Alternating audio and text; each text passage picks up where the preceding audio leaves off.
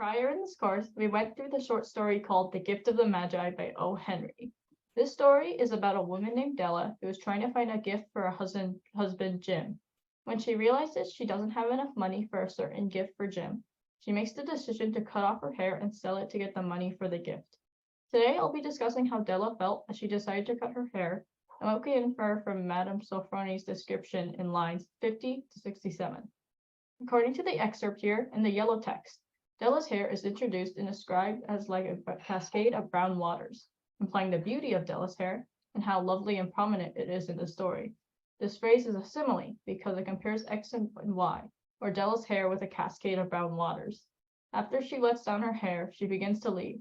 As she leaves, as seen in the green text, the author depicts her sense of nervousness and doubt, saying she did it up again nervously and quickly, and she faltered for a minute and stood still while a tear or two splashed on the worn red carpet.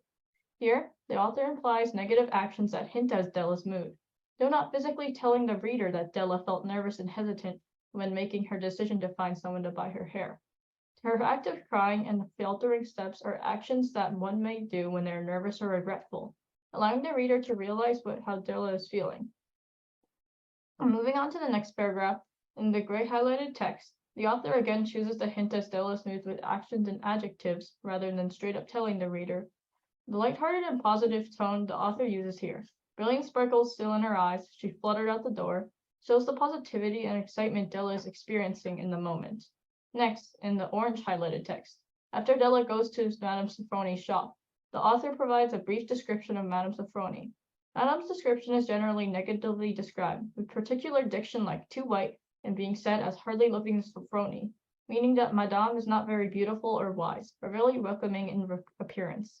The diction the author uses here causes the reader to build a negative view of Madame, believing the woman is cold-hearted or not a positive character in the story. Then, as we have in the blue text, a metaphor. Della's hair is described as a brown cascade, which is a small waterfall. Hair cannot be a waterfall, so the use of this comparison gives the reader an image of what Della's hair looked like, a wavy, brown, and beautiful head of hair.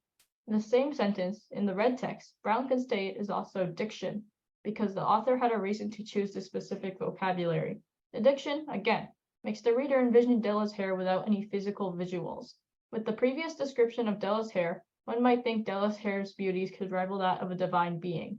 And this particular word choice only adds on to the fact that Della's hair is extremely beautiful. Lastly, in the pink text, we have an idiom. This uncommon phrase, the next 2 hours tripped on by rosy wings, means the next 2 hours pass quickly and lightly.